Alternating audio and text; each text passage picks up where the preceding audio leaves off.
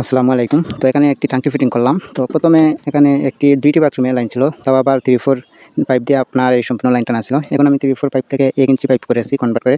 ইঞ্চি pipe করে সবকিছু change করে দেখেন নতুন করে আবার ফিটিং করে দিয়েছি। তো এখন আপনাদের ৩ টা বাথরুমের লাইন যাবে এটা থেকে। তো এইটা হচ্ছে আপনার অতিরিক্ত পানি যেটা আছে ওভার পানি, এটা টাঙ্কি ভরে গেলে ওভার পানি এটা দিয়ে পড়বে। ঠিক আছে?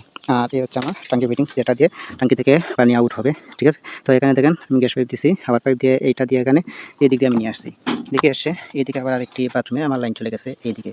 ঠিক আছে? আবার এই দিক দিয়ে আবার আরেকটা ২ টা বাথরুমের লাইন গেছে। এদিক দিয়ে ২ টা বাথরুমের লাইন গেছে। এই যে দেখেন নিচ দিয়ে। একটা বাথরুম আছে এখানে, এখানের মধ্যে আছে একটা বাথরুম, তো এখানে ড্রপ লাইন গেছে। আরেকটা বাথরুম একটু সামনে আছে, তো ওইটাতেও ড্রপ লাগাই দিছি। এবং আরেকটা যাবে আপনার পাকঘরের লাইন। এখান থেকে পাকঘরে যাবে 3-4 পাইপ দিয়ে টানিয়া টেনে নিছি। তো এই হচ্ছে এইখানের সম্পূর্ণ কাজ। তো কেমন হয়েছে অবশ্যই কমেন্ট করে জানাবেন। এবং এইটা হচ্ছে মোটরের লাইন। মোটরের আউটলাইন এসে টাঙ্কিতে ইন হইছে। টাঙ্কিতে পানি ঢুকবে এইটা দিয়ে। এই যে দেখেন এটা দিয়ে পানি ঢুকবে। তো কেমন হয়েছে আমার এই সম্পূর্ণ কাজ অবশ্যই আপনারা কমেন্ট করে জানাবেন এবং লাইক কমেন্ট শেয়ার করবেন। পেজটি ফলো দিয়ে সাথে থাকবেন। আল্লাহ হাফিজ।